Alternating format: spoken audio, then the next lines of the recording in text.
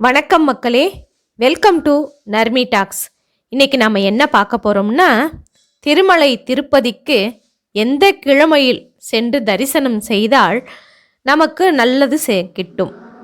அதாவது ஒருவர் தன்னுடைய பிறந்த தினத்தில் திருமலை வேங்கடவனை வழிபட்டால் மிக சிறப்பான பலன்கள் கிட்டும் என்று பெரியோர்கள் சொல்லி வைத்திருக்கின்றார்கள்.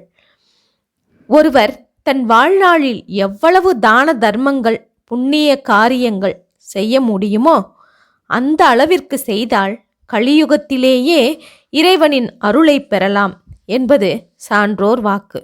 அதே நேரம் ஒருவர் தன்னுடைய பிறந்த தினத்தில் திருமலை சென்று வேங்கடவனை வழிபட்டாலும் மிகச் சிறப்பான பலன்களை அடையலாம் என்கின்றார்கள்.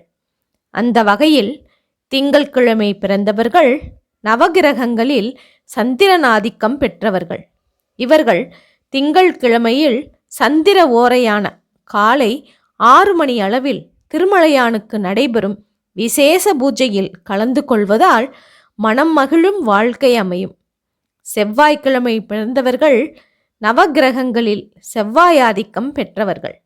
அவர்கள் ஏழுமலையானை செவ்வாய்க்கிழமையில் வரும் செவ்வாய் ஓரையில் வணங்குவது நன்மைகளை தரும்.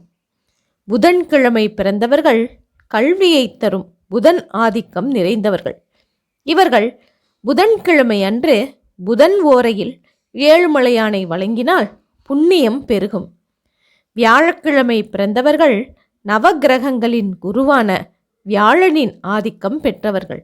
அவர்கள் வியாழக்கிழமை அன்று குருவோரையில் ஏழுமலையானை தரிசித்தால் ஞானம் உடனடியாக கிட்டும் என்கின்றனர் பெரியோர்கள். வெள்ளிக்கிழமை பிறந்தவர்கள் அசுர குருவான சுக்கிரனின் ஆதிக்கம் பெற்றவர்கள். அவர்கள் வெள்ளிக்கிழமையில் வரும் சுக்கிர ஓரையில் ஏழுமலையானை வழிபட்டால் எல்லா பாக்கியமும் கிடைக்கும் என்கின்றனர்.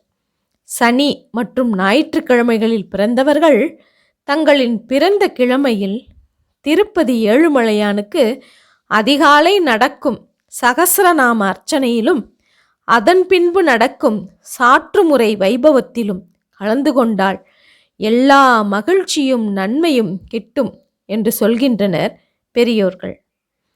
இப்பொழுது நாம் எந்த கிழமையில் பிறந்தோமோ அந்த கிழமையில் திருமலை திருப்பதி ஏழுமலையானை தரிசனம் செய்தால் நிச்சயம் நமக்கு நல்ல பலன்கள் கிட்டும் என்பது அறிந்து கொண்டோம் அல்லவா?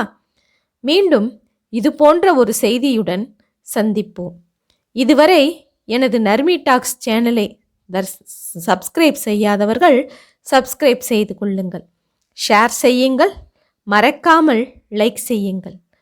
ஓகே மக்களே, நன்றி, வணக்கம்.